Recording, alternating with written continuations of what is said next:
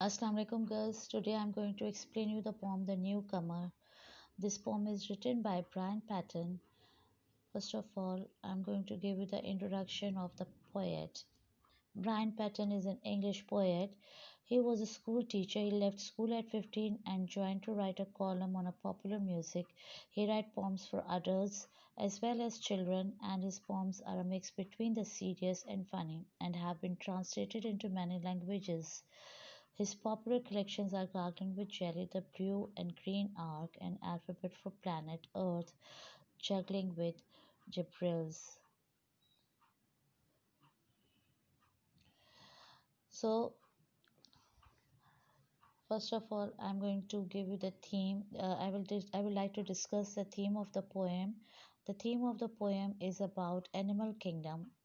There is a news that's spreading through all the animals about a newcomer arrived in their world. So there is an atmosphere of horror and uneasiness. This newcomer is associated with destruction. Actually, this newcomer is man or human. The animals here are associating the human with killing and destruction. I'm going to read on the first stanza. There is something new in the river. The fish said as it swam. It's got no scales, no fins, and no gills, and ignores the impassable dam. In first stanza, the fish is surprised, looking the new creature in the deep water. It is different from the normal sea animals. It doesn't have fins, scales, and gills like fish. So they are surprised of whom is this newcomer. In second stanza, there's not. I'm going to read the second stanza. There's something new in the trees. I heard a blotted thrush sing. It's got no beak, no claws, and no feathers, and even the ghost of wing. In second stanza, that is surprising about this new creature is a thrush that is a kind of a bird. The newcomer is different from the bird as it doesn't have the beak, feathers, claws, and the slightest trace of a ghost of a wing. That means slightest trace of any feather that are shown on his body. Actually, birds use their wings to fly, but how human beings can fly?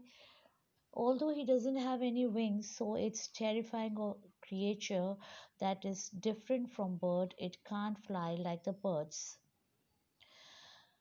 The third stanza, I'm reading the third stanza. There's something new in the warren, said the rabbit to the doe. It's got no fur, no eyes, and no paws, yet digs deeper than we dare go. So the third one that is surprising is Rabbit. Rabbit is talking to the doe about the new creature. He says that it is different from us. He doesn't have fur, eyes, paws like us, but still it can dig deeper than us. Then next stanza, there is something new in the whiteness, said the snow bright polar bear. I saw its shadow on a glacier, but it left no paw marks there. In this stanza, polar bear also surprised on looking creature different than the other animals. It doesn't have feathers like other animals, but he can conquer the areas, even the glaciers. So that is about the new creature that is human being.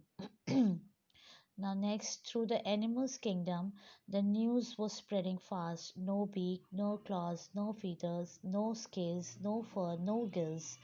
It lives in the trees and the water, in the soil and the snow and the hills, and it kills and it kills and it kills.